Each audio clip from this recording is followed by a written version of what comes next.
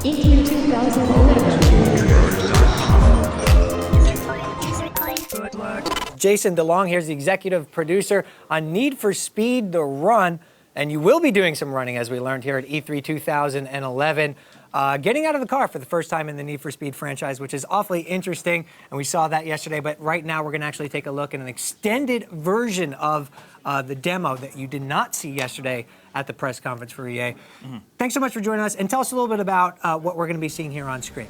Well, what we're showing today is what was shown at the EA press conference yesterday with a little bit of extended gameplay. So, first and foremost, we're starting with the race. It's a racing game, and but what we wanted to show at E3 this year is kind of one of the new innovations in the game, which is, as you say, getting out of the car. Right.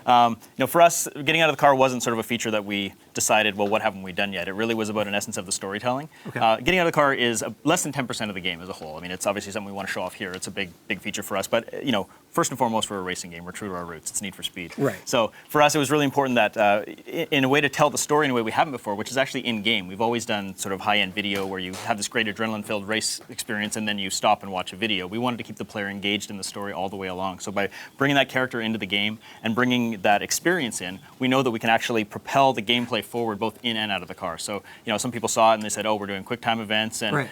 We'll face it head on. Absolutely, we are doing QuickTime events. Sure. Because for us, the motivation of the game and the motivation of the race and the run is to get from San Francisco to New York as fast as you can. And when we force you out of that car because of a story moment, your objective is to get back in the car as fast as you can. So right. keeping that adrenaline up, keeping that adrenaline of the race up all the way through, both whether you're in or out of the car, and do you want to watch a video where the guy does some cool stuff, or do you want to play it? And that was kind of our motivation behind that. So don't freak out, people. To clarify, it's less than 10% of the game. That's right. It is a racing game first and foremost. Yeah. And a beautiful one at that. What we're looking at the screen here yesterday, we did see. Walk us through a little bit about the graphics and obviously the environments you mentioned, San Francisco to New York. Yeah, so we're on Frostbite 2 this year. So we partnered with our friends at DICE to create what I feel is probably the strongest engine out there for the game that we wanted to make. So it allows us to do things like obviously believable character performances, which we weren't able to do in the past with Need for Speed, and just get this amazing visual fidelity, both in the creation of the world itself and actually in the destruction of the world. So one of the things that Frostbite gives us is the ability to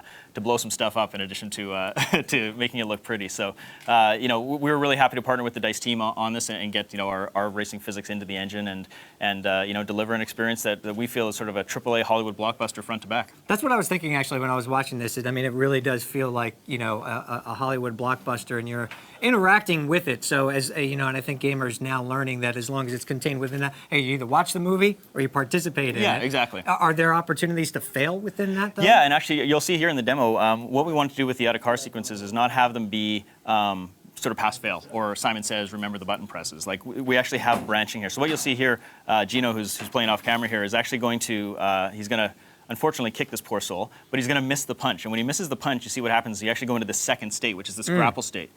So he could have actually just punched him and thrown him aside there, but we actually wanted to have just sort of this level of control where if the player isn't successful on the first attempt, we give them a second chance to still try and get out of it and keep that race going and keep the adrenaline up the whole time. But all roads lead to Rome, right? I mean, it's going to all end up the same way no matter what happens. It's going to end in New York, yeah. But one thing we're doing this year, which is, you can see actually on the HUD if it's on the screen right now, the stage leader in the top right there, is we've integrated Autolog into the game. So obviously Autolog was a huge innovation for Hot Pursuit last year, and we wanted to make sure that we made the race feel and the run feel sort of like a personal experience for people. So it's not just about you, solitary, single player, playing by yourself, following Jack's journey from San Francisco to New York. You're actually comparing yourself against your friends as you're racing across the country. So it makes the run a lot more personal and real for players, because it's not just about how are you doing in the story, how are you getting Jack to New York, but actually how are you doing against your friends. Like, yeah, you made it to Chicago, but you know what? Your buddy beat you by 3.5 minutes. Like, right. How do you feel about that? Do you want to go back and try it again? So that's the idea, is that it makes the race more personal beyond the fabrication of the story that we've created. It actually is a real story for real people as well. And now, is this the brand new footage that we? This is stuff. This is stuff you didn't see at the press conference yesterday. So this is the full cop heli battle all through Lower Wacker and into Michigan Avenue in Chicago. So we've recreated the cities as faithfully as gameplay allows. And this whole intense chase here is you basically. Not to go into the reasons behind the story, but the mob is on your tail, and they're not too pleased that you're in the race right now, and they're doing everything they can to shut you down. So, when pushed to extreme circumstances, our hero Jack had to unfortunately steal a police car from a fine, upstanding member of the Chicago Police Force, and is now just racing for his life. He's trying to get out of Chicago, get away from the mob as fast as he can, and get back in the race. And unfortunately, the mob has a rather large and rather lethal helicopter that they're running at him. You use the word intense a couple of times, and that was what it appeared to me to be at the demo yesterday, and of course here again. And having the player be involved with the interactive cutscenes, are there ever any lulls in the action to kind of catch your breath? Yeah, I mean, we're very prescriptive in the way that we want to pace this out, obviously. We want it to feel like a Hollywood movie, and that comes with highs and lows. So obviously this is a super high action moment in a super high action sequence in the story. When you pace this out over the course of the entire run from San Francisco to New York, it's a long experience, obviously. And we have, the drives through the canyons, we have the drives through the mountaintops, we have the drives along the highways, through the rural farmlands, in and out of urban centers. So you get kind of those high beats and low beats as you go along. And even in this moment here, this is adrenaline for a good 6 minutes straight. But then what ends up, you'll see in a few minutes here, not to give it away if you haven't seen it, but we do get a moment now where there's kind of like a moment to breathe and sort of pause, and it is still using those out of car controls, but there is a sort of an exploration, almost puzzle-solving nature to the gameplay in that instance. But again, small part of the game overall. You mentioned San Francisco and New York, and obviously you mentioned the types of environments we'll pass in between those. Have you mentioned specific cities as well, or is that to be revealed later on? To be revealed later. I mean, I think the astute people out there can go frame by frame on some of our trailers and see where that little line draws across the map and make their own conclusions. And that is the line. If it's on the trailer, it's in the game. I'm just saying, maybe there's some stuff there. There might be some clues. Excellent. Now, so, here's the moment I was talking about here. In a standard sort of action game, you'd expect, well, the car tumbled out of control and now the level's over. Well, we wanted to kind of give that unexpected moment where it's like, wait, he's still alive. What's going on? And now we see Jack trapped under control. Another thing to show off here is that we've used really high-end performance capture technology for this. Basically the same stuff that they used in Avatar, which allows us to just get an unbelievable fidelity of character performance. So our actor, when we filmed this scene, we got his body, his face, his voice, everything all at the same time using performance capture. We've got over 90 bones in the face for facial animation. We've got OCG, ocular eye tracking technology, which has never been used in a game before, just to bring this kind of level of believability to the performance that we haven't been able to do in our games before. Obviously, we're going to get to know this character pretty well. What can you tell us about him at this point? Well, his name's Jack Rourke. He's a person with a questionable past who finds himself in a rather perilous situation at the beginning of the game, and really the only way for him to be successful and kind of get his life back is to enter this race.